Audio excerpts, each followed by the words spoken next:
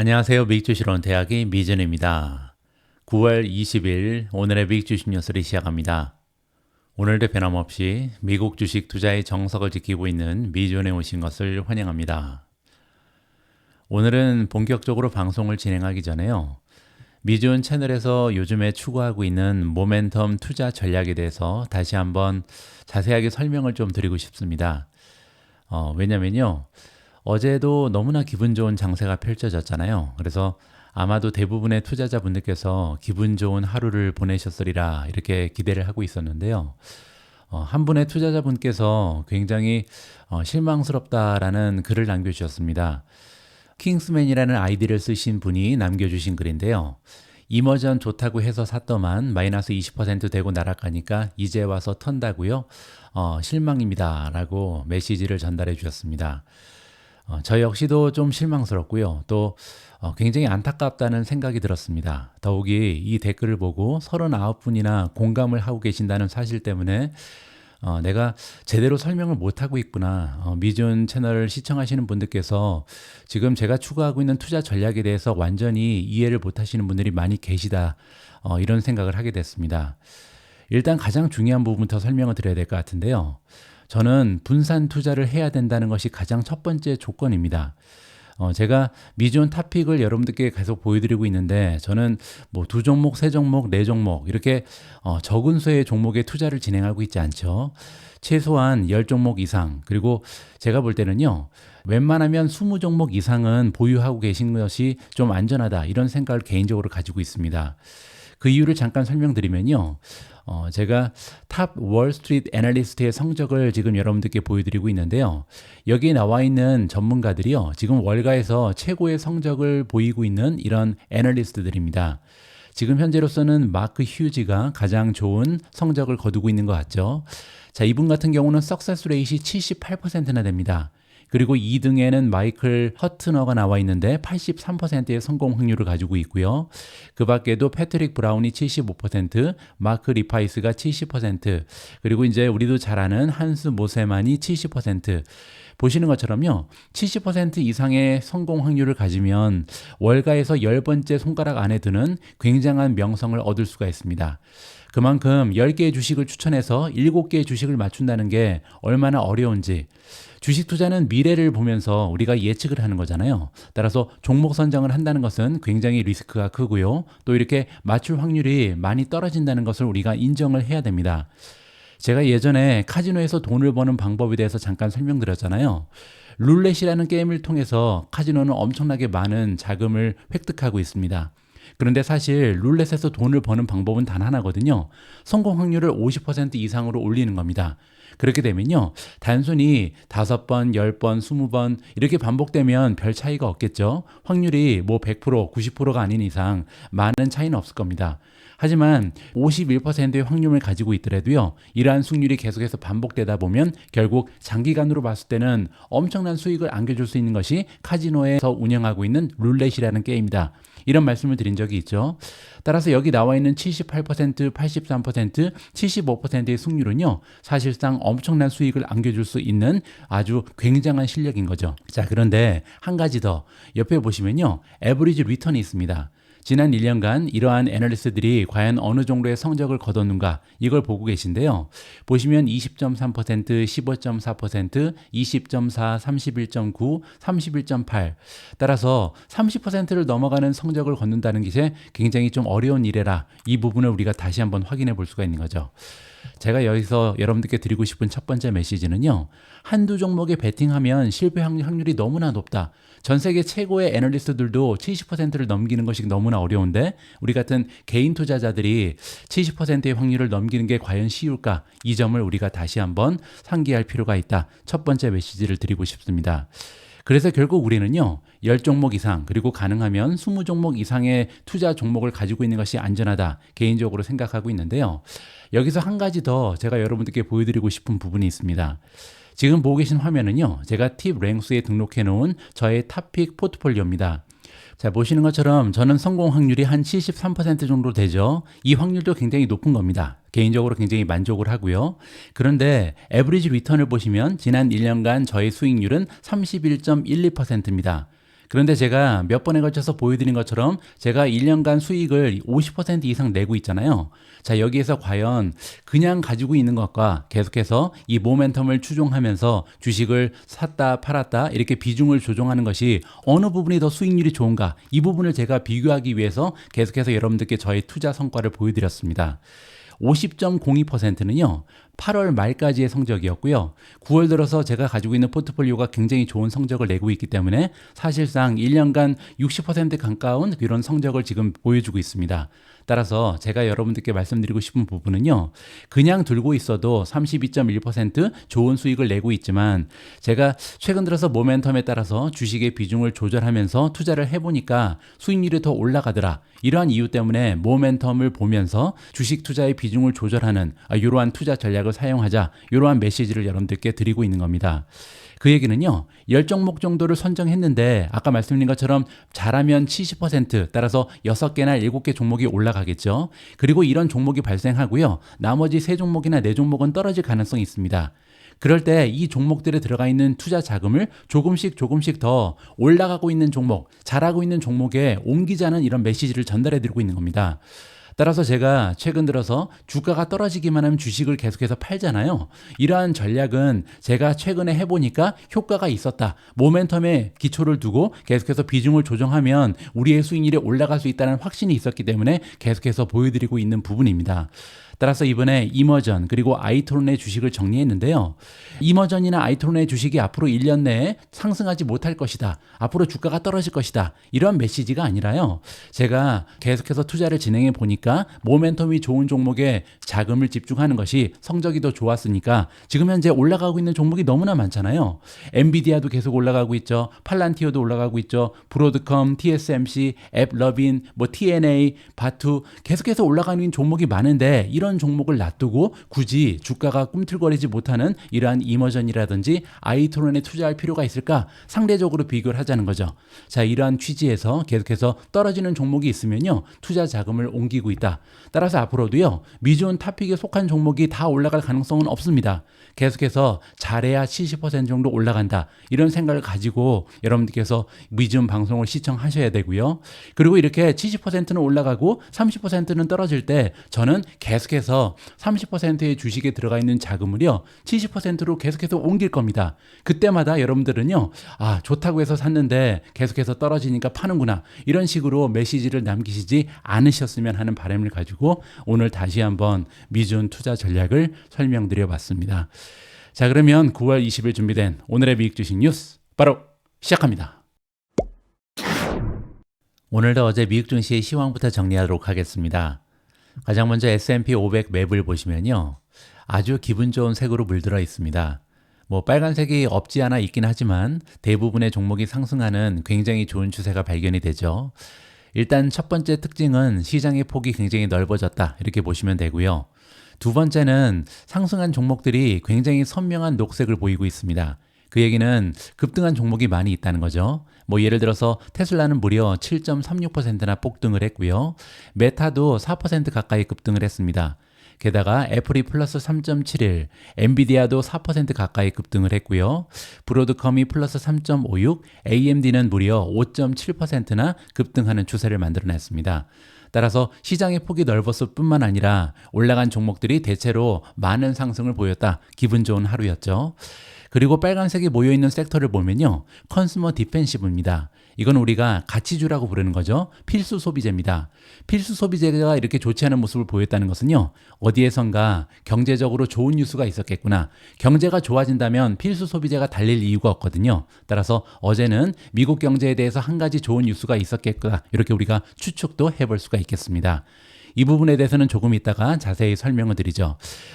경기를 타지 않는 종목들, 컨슈머 디펜시브뿐만 아니라 헬스케어도 좋지가 않았죠. 헬스케어 역시도 가치주입니다. 경기를 타지 않잖아요. 거기에 유틸리티 역시도 좋지 않은 모습을 보였다. 뭔가 경제에 좋은 일이 있었다. 이런 식으로 마무리가 가능합니다. 다음에는 S&P 500의 마켓 브레스입니다. 시장의 폭을 보시면요, 이제 50일을 기준으로 했을 때는 무려 81.9까지 급등을 했습니다. 이 얘기는요, S&P 500을 구성하는 500대 기업 중에 단기적으로 추세가 좋은 종목이 무려 82% 가까이 된다는 거죠. 지금 장기적으로는 77.9%입니다. 따라서 이런 걸 골든 크로스라 그러죠. 어제까지는요, 장기적인 추세가 좋은 종목의 퍼센티지가 더 높았습니다. 75% 정도 됐었고요. 그리고 단기적으로 봤을 때는 73%에 불과했죠. 그런데 73%가 82% 가까이까지 급등하면서 이제는 거의 대부분의 종목이 50일 이평선 이상으로 주가가 올라가 있다. 그 얘기는요, 단기적으로 달리는 종목이 굉장히 많아졌다는 거죠. 전반적으로 시장이 굉장히 넓어졌다는 것을 다시 한번 확인해 볼 수가 있겠습니다. 다음에는 피어 앤 그리드 인덱스인데요. 어제보다 조금 더 올라갔죠. 따라서 64에서 65, 65에서 66 계속해서 시장에 탐욕이 넘쳐나고 있다. 이 얘기는요, 긍정적인 센티먼트가 지배를 하고 있다는 거죠. 제가 어제 말씀드린 것처럼 극적인 탐욕이 지배를 할 때까지는 계속해서 상승세를 지키면 된다, 즐기면 된다, 이렇게 정리가 가능합니다. 어제 미국의 자산은 대부분 다 상승했습니다. 3대 지수 모두 급등했는데요. 다우존스는 1.26% 상승하면서 마감이 됐고요. S&P 500은 플러스 1.70, 마지막으로 나스닥은 무려 2.51%나 급등 추세를 만들어냈습니다. 게다가 비트코인도 계속 달리고 있는데요. 이제 63,320까지 올라갔습니다. 그리고 또 하나, 러셀 2000도 굉장히 좋았는데요. 어제 하루 동안 2.1% 추가적으로 상승하면서 이제 일주일 동안 5.11% 그리고 1개월 동안도 5% 넘는 급상승 추세를 계속해서 지키고 있다. 이렇게 보시면 되겠습니다. 다음에는 미주온 탑픽의 성적입니다. 어제 기분 좋게 모든 종목 16개 종목이 동반 상승했는데요. 가장 위쪽을 보시면 B2가 무려 10.68% 폭등을 했고요. 테슬라가 두 번째로 좋았습니다. 플러스 7.36. 세 번째로 TNA. TNA는 러셀 2000을 추종하는 ETF인데요. 3배짜리 레버리지를 쓰죠. 어제 6.17% 상승했습니다. AMD가 네 번째로 좋았고요. 플러스 5.70. TSMC 플러스 5.34. 엔비디아 플러스 3.97. 메타 플러스 3.93. 브로드컴 플러스 3.90, 제타 플러스 2.97, 우버 플러스 2.42, 비트코인이 2.14% 상승했고요. IWM이 플러스 2.06, 마이크로소프트 플러스 1.83, 구글 플러스 1.46, 팔란티어 플러스 1.24, 앱러빈이 0.68% 올라가면서 16개 종목 모두 상승하는 굉장히 기분 좋은 하루를 맞이했었다. 이렇게 보시면 됩니다. 오늘 첫 번째로 준비된 기사는 미국 경제에 대한 뉴스입니다. 앞에서 제가 어제 미국 경제 관련해서 굉장히 큰 하나의 호재가 있었다. 그렇기 때문에 3대 지수 모두 급상승을 할 수 있었던 거고요. 또 한 가지, 우리가 보통 경기 방어주라고 부르는 세 가지 섹터는 힘을 잃었습니다. 첫 번째가 필수 소비재, 두 번째 헬스케어, 세 번째 유틸리티. 이런 주식들, 우리가 보통 가치주라고 부르는 종목들은 어제 하락 추세를 보였죠. 그만큼 미국 경제가 탄탄하다는 또 하나의 신호가 발견됐다. 이렇게 보시면 됩니다. 그 주인공은요, 바로 미국 실업수당 청구 건수였습니다. 5월 이후에 최저치로 하락하면서 미국 경제가 얼마나 튼튼한지 다시 한번 확인을 한 좋은 기회였다. 이렇게 보시면 되겠습니다. 미국의 실업수당 신청 건수가 5월 이후 최저 수준까지 감소하면서 고용 둔화에도 불구하고 미국의 고용시장은 여전히 건전한 것으로 나타났습니다.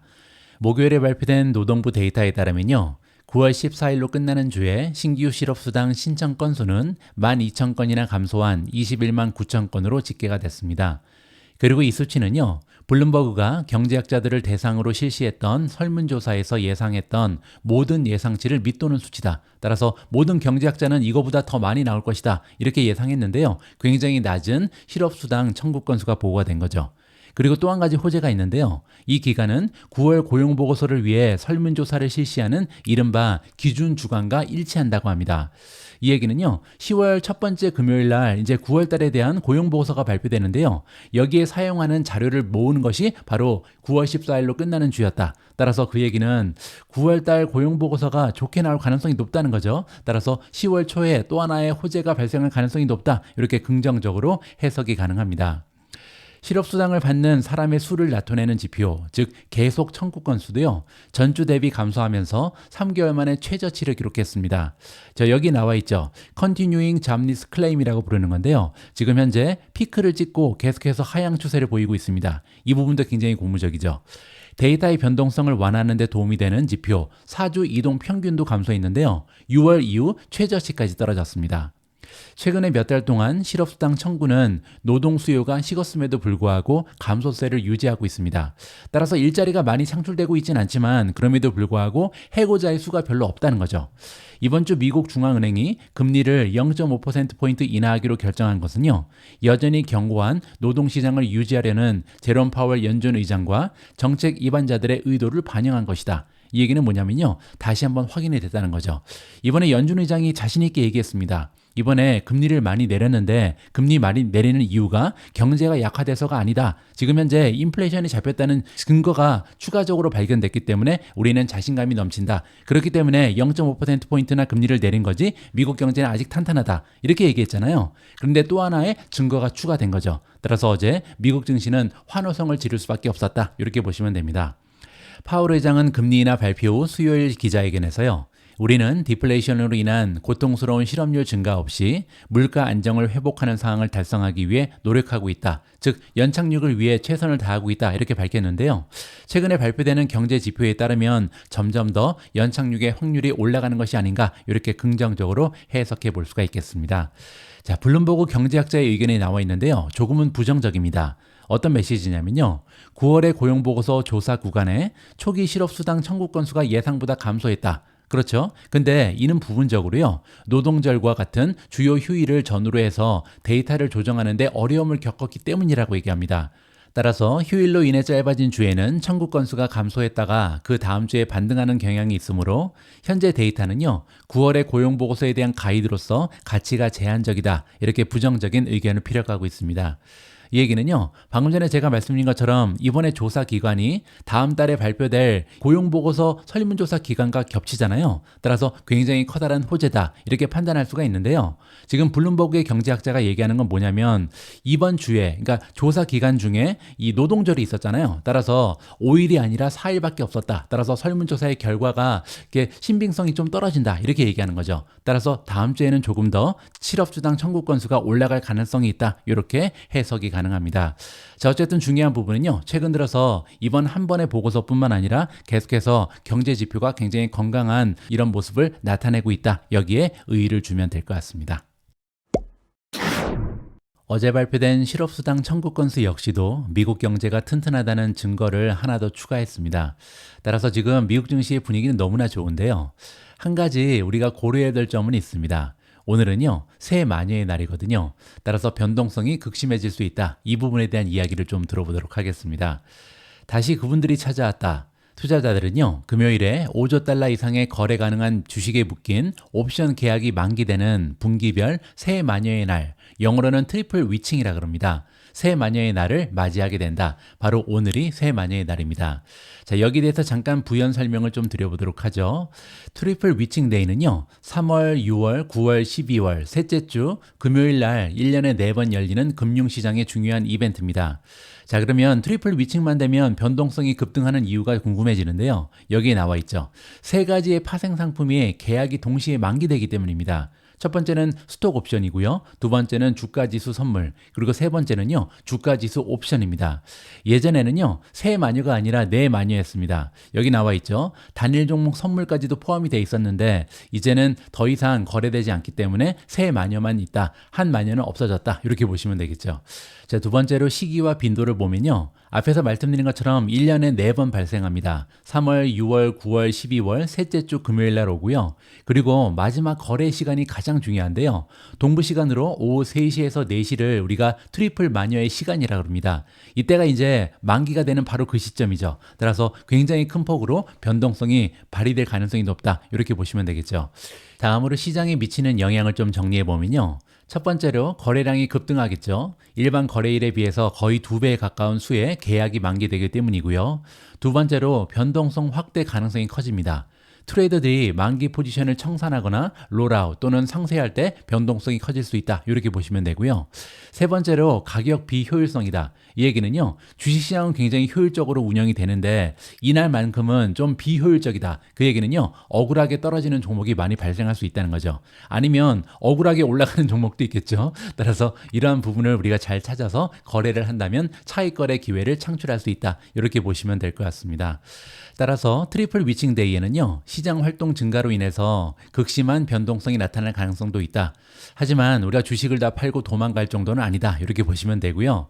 그 영향은 종종 더 넓은 시장 상황과 시사 이슈에 따라서 달라진다. 따라서 지금 현재 매크로의 상황이 어떤지, 기업들의 현황이 어떤지 이런 것이 더 중요하다. 이렇게 정리를 해드리겠습니다.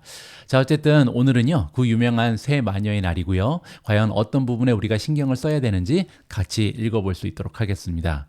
새 마녀의 날을 맞이해서 파생상품 시장 전문가들은요, 최근 분기별 옵션 및 선물 계약 만기가 시장에 또 다른 변동성을 불러일으킬 수 있다. 이렇게 이야기했습니다.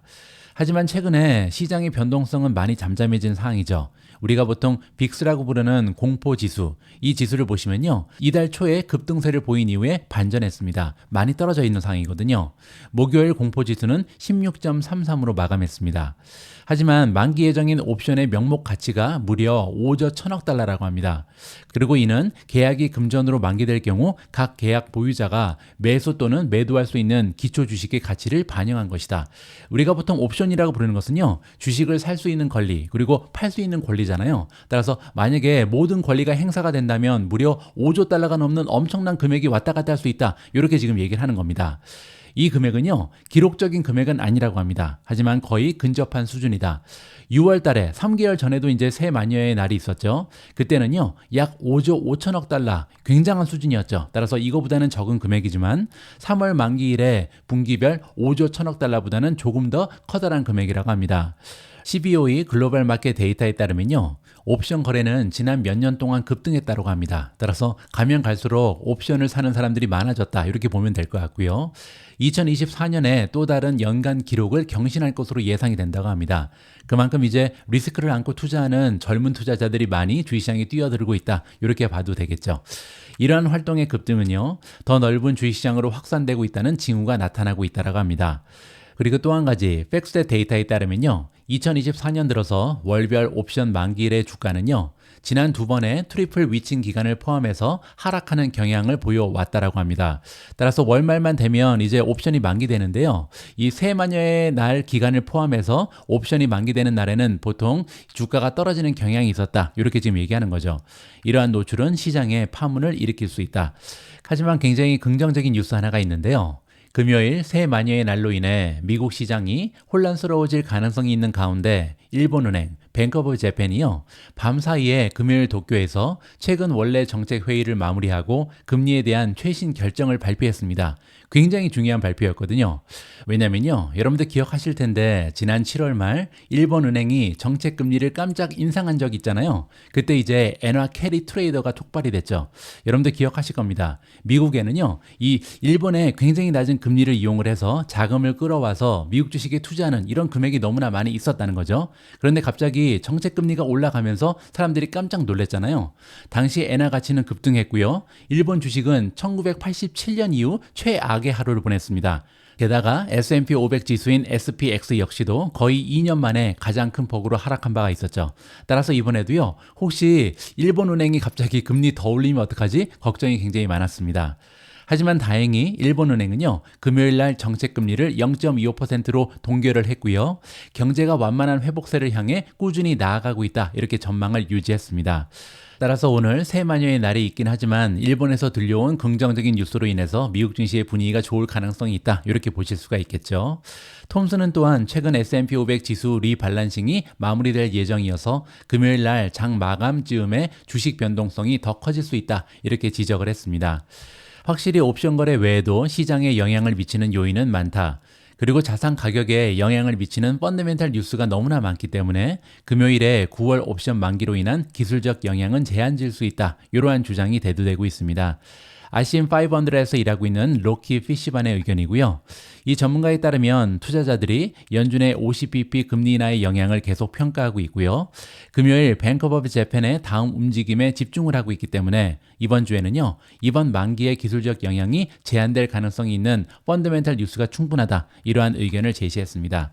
자, 따라서 정리를 해보면요, 새 마녀의 날에는 보통 주가가 많이 떨어져 왔습니다. 최근에 그랬다는 거죠. 하지만 오늘은 예외적인 경우가 될 수 있다. 왜냐면요, 지금 매크로에 너무나 긍정적인 뉴스가 넘쳐난다. 이렇게 보실 수가 있겠죠.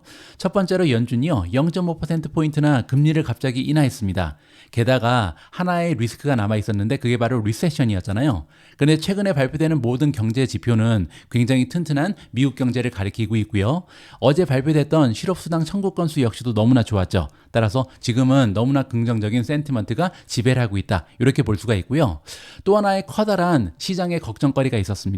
바로 일본에서 과연 금리를 또 한 번 올리면 어떡하지? 그렇게 되면 다시 한번 엔캐리 트레이드가 이어질 수 있다. 이런 걱정이 있었는데요. 다행히 밤사이에 일본에서 좋은 뉴스가 발표가 됐죠. 일본은 금리를 상승시키지 않았고요. 따라서 미국 증시는 계속해서 상승 추세를 유지할 수 있는 이러한 여건이 마련됐다. 이러한 식으로 마무리를 해드리겠습니다. 오늘은 금요일입니다. 그래서 조금은 긍정적인 내용으로 방송을 계속 꾸려볼까 합니다. 시장에는 부정적인 뉴스도 있었습니다. 예를 들어서 톱니 같은 경우는요, 이번 랠리는 지속될 수 없다라는 의외의 주장을 하고 있습니다. 그 이유는 뭐냐면요, 바로 대선 때문이죠. 대선이 임박했기 때문에 시장의 변동성이 극심할 수 있고, 따라서 이번 랠리는 지속되기보다는 좀 많이 흔들릴 것이다. 이러한 주장이라고 보시면 될 것 같습니다. 자, 어쨌든 이러한 부정적인 견해는 잠깐 뒤로 하고요. 기분 좋게 금요일 날 좋은 뉴스만 읽어보도록 하겠습니다. 파월 의장은 비둘기가 아니라 황소가 되었다라는 재미있는 표현인데요. 어떤 내용인지 지금 현재 미국 증시의 현황을 좀 깔끔하게 정리해주는 굉장히 좋은 글이 발견이 됩니다. 제롬 파월 연준 의장은 수요일에 연준 위원들이 금리를 0.5%포인트 인하하기로 결정한 후 비둘기 파도, 매파도 아닌 발언을 했다라고 나와 있습니다. 자, 그러면 연준 의장이 비둘기 파도 아니고 매파도 아니면 무슨 파인지 여기 나와 있는데요. 오히려 연준 의장은 경제 전망과 중앙은행의 약세를 극복할 수 있는 능력에 대해 황소의 모습을 보였다. 불리시한 모습이다. 이렇게 지금 재미있게 표현이 나와 있습니다. 연방공개시장위원회 FOMC가 금리 결정을 발표하기 전에는요, 만약에 이번에 0.5%포인트 대폭 인하하게 되면 미국 경제 전망에 대한 리세션을 알리는 신호가 될 것이다. 이러한 우려가 시장에는 있었죠. 그러나 연준위원회가 업데이트한 경제 전망 요약에서요, 실질 국내 총생산, 우리가 리얼 GDP라고 부르는 거죠. 여기에 대한 장밋빛 추정치는 예상된 우려를 불식시켰다. 따라서 0.5%포인트 내리는 것이 오히려 호재로 작용하고 있는 상황이다. 이렇게 보시면 될 것 같습니다. 연준은 공식적으로 2027년까지 실질 GDP가 매년 2%씩 성장하고 실업률은 4.4%로 정점을 찍을 것이다. 이렇게 발표했습니다. 우리가 걱정하고 있는 리세션은요, GDP가 0.0 이하로 떨어지는 겁니다. 마이너스 성장하는 것을 우리가 보통 리세션이라고 부르잖아요. 자, 그런데 지금 연준에서는요, 2027년까지 매년 경제는 2%씩 성장한다. 이런 얘기를 한 겁니다. 게다가 실업률 역시도 4.4%로 정점을 찍을 것이다. 그 얘기는 실업률이 오히려 그 이후에는 떨어질 것이다. 이렇게 얘기하는 거죠.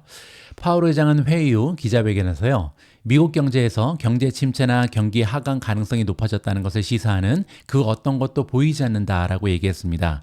지금 미국에는요, 견고한 성장률, 인플레이션 하락, 그리고 여전히 견고한 수준의 노동시장을 볼 수 있다. 따라서 모든 것이 완벽한 상황이다. 이렇게 얘기한 거죠.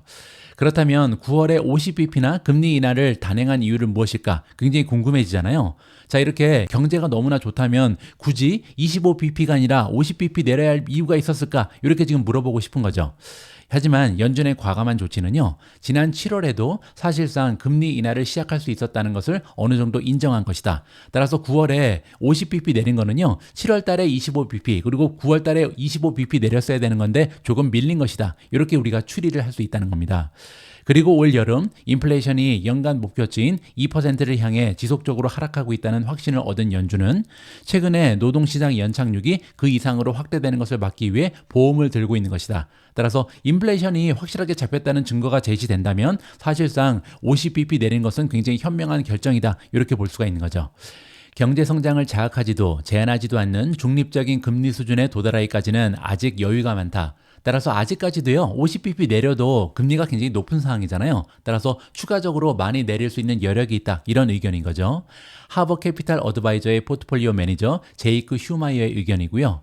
연준은 더 이상 인플레이션에 대해 걱정하지 않으므로 위험 관리 접근 방식을 취하면서 더 빨리 움직이는 것부터 시작하는 것이 합리적이었다. 따라서 50bp는 굉장히 합리적인 선택이었다. 이렇게 주장을 하고 있습니다. 파월 의장은요, 연준의 이번 조치를 금리의 조정이다, 재조정이다, 또는 정상화다, 이러한 단어를 써서 반복해서 설명을 했습니다. 그 이상도 그 이하도 아니다, 이렇게 얘기하는 건데요. 그 얘기는 쓸데없는 이유를 붙이지 말라는 겁니다. 원래 금리는 이 정도 수준이어야 되는데 지나치게 많이 올라갔었잖아요. 따라서 지나치게 올라간 이상한 금리를 이제 정상화시키는 것뿐이다, 이렇게 얘기한 겁니다. 따라서 이번에 금리를 내리는 것은 경제가 둔화돼서 내리는 것이 절대 아니다, 이렇게 설명이 가능한 거죠.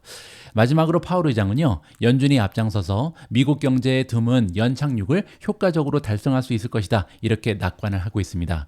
따라서 파월 의장은요, 이번에 비둘기의 모습이 아니라 황소의 모습을 보면서 미국 증시를 굳건하게 뒷받침해주고 있다, 이렇게 보시면 됩니다. 예전부터요, 미국 증시를 떠다니는 많은 조언 중에 연준에 대항하지 말라, 이런 얘기가 있습니다. 지금은요, 연준에 대항하지 말고 미국 증시의 상승을 즐기는 시기다, 이렇게 보시면 될 것 같습니다. 어제 테슬라의 주가는 무려 7% 이상 급등했습니다. 그래서 이번에는요, 금리 인하와 함께 급등하기 시작하는 테슬라의 주가라는 기사 내용을 함께 읽어보도록 하겠습니다. 테슬라 주식은 목요일 미국 증시에서 주가가 급등했으며 이는 연방준비제도 이사회와 관련이 있다. 연준 때문에 올랐다. 지금 이렇게 얘기하는 거죠.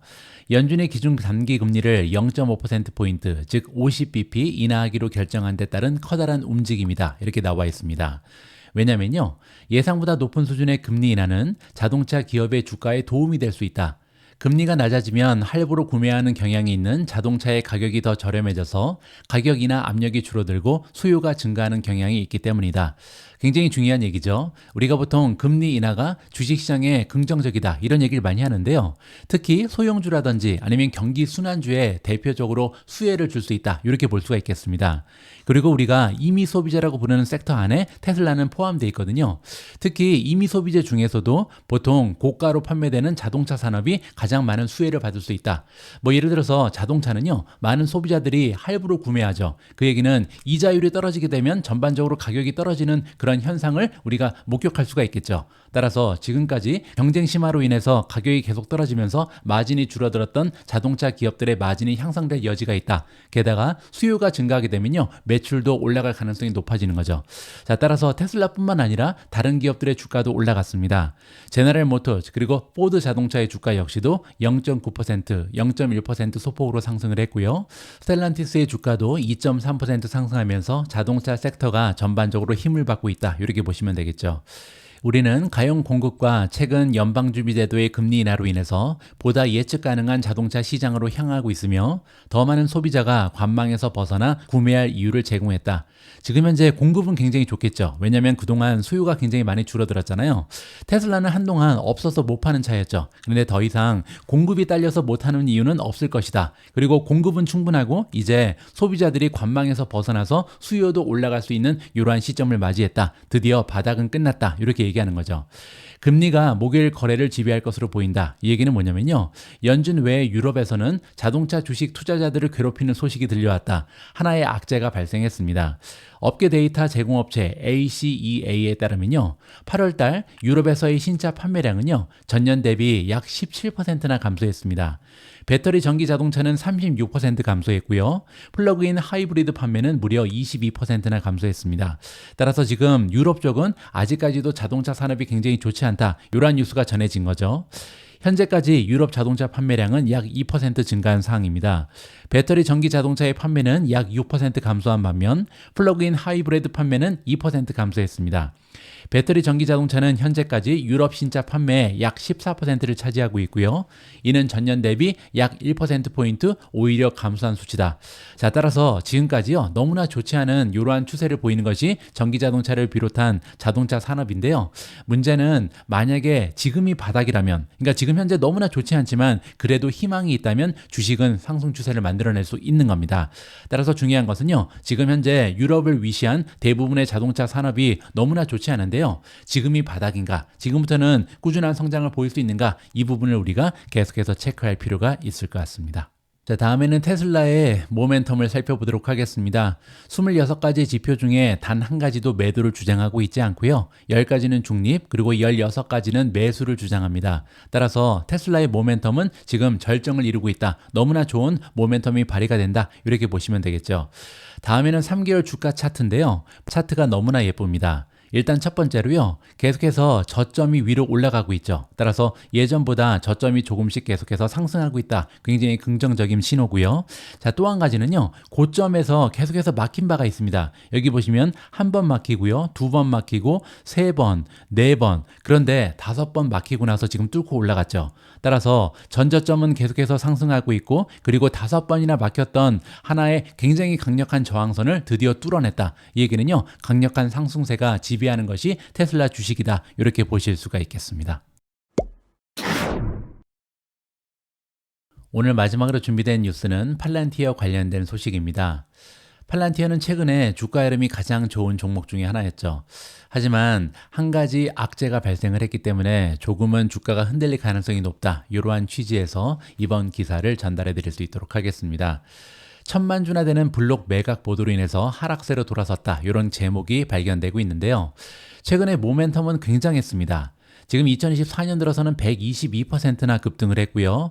지난 6개월 동안도 주가가 50%나 올라갔거든요. 따라서 미지온 탑픽 중에 최고의 모멘텀을 보이는 종목 중에 하나가 바로 팔란티어였습니다.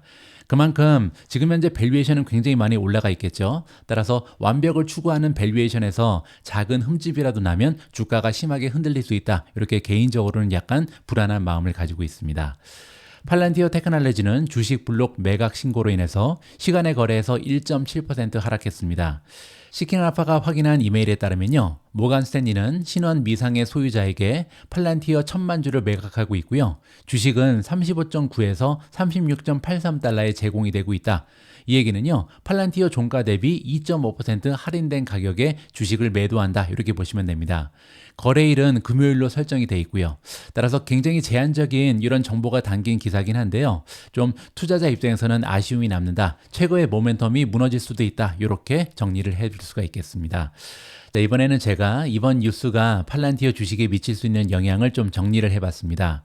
가장 위쪽을 보시면요, 첫 번째 이유가 가장 중요하겠죠. 일단 단기적으로 봤을 때는요, 주가가 떨어질 수 있는 하나의 이유를 제공하고 있습니다. 1000만 주나 되는 주식을 대량으로 매도하게 되면요, 일시적으로는 공급이 수요를 초과할 수 있다. 제가 누누이 말씀드리죠. 주식시장이라는 것은요, 경매시장입니다. 다수와 다수가 만나서 하나를 가지고 주고 파는 거잖아요. 따라서 만약에 사고자 하는 사람이 많으면 주가가 올라가고요, 팔고자 하는 사람이 많으면 주가가 떨어집니다. 따라서 이렇게 1000만 주나 갑자기 파는 사람이 늘게 되면요, 일시적으로는 사고자 하는 사람보다 파는 사람이 훨씬 더 많아지는 거죠. 따라서 단기적으로는 주가가 하락할 수 있는 한 가지의 이유가 될 수 있다. 이렇게 보시면 되고요. 두 번째는 변동성의 증가입니다. 대규모의 주식 매각 소식은요, 투자자들이 정보에 반응하면서 거래 활동 그리고 주가의 변동성을 증가시킬 가능성이 높다. 거래량이 확 늘 수 있다는 거죠. 따라서 거래량이 느는 상황에서 주가가 떨어지면요, 이 주가의 하락폭이 조금 커질 수 있다. 이렇게 부정적으로 해석이 가능합니다. 자, 그리고 마지막으로 이거는 이제 제시된 정보에는 명시되어 있지 않습니다. 근데 만약에 추가적으로 주식이 발행되게 되면요, 우리 기존 주주 입장에서는 소유 지분율이 희석될 수 있는 부정적인 효과가 발휘된다. 따라서 여러 가지를 통해서 좋은 소식은 아니다. 이렇게 보시면 되겠죠. 물론 회사의 펀드멘탈이 견고하다면요, 이번 매각의 영향은 단기적으로 제한될 수 있습니다. 그리고 시간이 지나면 주가는 다시 회복할 가능성이 높다. 이렇게 기대를 가려볼 수가 있는 거죠. 자, 정리를 해보면요, 전체적인 영향은 단언할 수 없습니다. 우리 개인 투자자들이 파악할 수 없는 정확한 매각 이유도 중요하고요. 그리고 전반적인 시장 상황, 오늘 시장이 신나게 달린다면 팔란티어도 같이 또 달릴 수 있는 거죠. 그리고 회사의 실적 및 전망, 다양한 요인에 의해서 팔란티어 주가의 향방이 결정될 것이다. 이렇게 보시면 됩니다. 펀더멘탈을 잠깐 다시 한번 체크해 볼 필요가 있겠습니다. 레이팅을 보시면 홀드를 받고 있는데요, 5점 만점에 3.49, 3.49는요 홀드에서 중에서 가장 높은 점수입니다. 그 이유가 하나 있죠. 5가지의 팩터 그레이드 중에 단 한 가지라도 F를 받거나 D-를 받으면 절대 매수를 받을 수 없다. 이렇게 설명을 드렸죠. 지금 현재 팔란티어는요, 나머지는 너무나 좋습니다. 하지만 밸류에이션이 문제가 되고 있죠. F 확정을 받고 있는데요. 얼마나 밸류에이션이 높은지 한번 보시죠. 일단 PE 레이쇼를 보시면요, 196입니다. 앞으로 1년 동안 만들어낼 것으로 기대되는 순이익에 비해서 거의 200배를 내야 살 수 있는 주식이다. 너무나 높은 이런 밸류에이션을 보이는 거고요.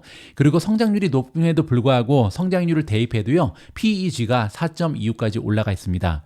더욱이 세일즈를 기준으로 했을 때 PS 레이쇼도 지금 거의 30배거든요. 따라서 1년간 만들어내는 순이익뿐만 아니라 매출에 근거를 해도 매출보다 30배나 올라가 있다. 따라서 지금 현재로서는요, 밸류에이션이 너무나 높다는 것을 우리가 좀 인정은 해야 될 것 같습니다.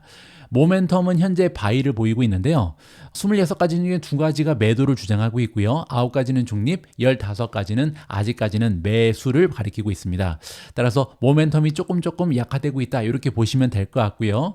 자, 그리고 결정적으로 주가 차트를 보여드릴 텐데요. 지금 보고 계신 그림은 1년 주가 차트입니다. 그리고 팔란티어의 1년 주가 차트는요, 우리 투자자들이 주식 공부할 때 굉장히 유용하게 활용이 될 수 있을 것 같습니다. 자, 일단 여러 가지 패턴이 보이는데요. 여기 보시면요, 머리가 있고 어깨가 있죠. 자, 이렇게 삼각형을 이루면 주가가 떨어질 수 있다. 이렇게 패턴을 우리가 파악하고 있잖아요. 실제로 주가가 떨어졌습니다. 그리고 여기 보시면 횡보하는 구간이 있잖아요. 횡보하는 구간에서 위로 뚫리면 급격하게 상승할 수 있는 여지가 있다. 실제로 급등을 했고요. 그리고 나서 다시 한번 머리가 있고 그리고 어깨가 보입니다. 다시 한번 삼각형을 만들고 주가는 떨어졌죠. 근데 다시 한번 횡보 기간에 들어갑니다. 아래 위로 계속해서 막히면서 횡보를 하다가 박스권을 다시 위로 뚫었습니다. 그리고 나서는요, 지금 현재 채널을 이루면서 오르락 내리락을 반복하고 있는데요. 자, 문제는 여기 정고점을 다시 한번 뚫으면서 굉장히 좋은 상승 추세를 만들어낸 주식이 바로 팔란티어였다. 자, 지금 현재 주가는요, 만약에 이러한 채널이 유효하기 위해서는 다시 하락할 가능성이 높아 보입니다.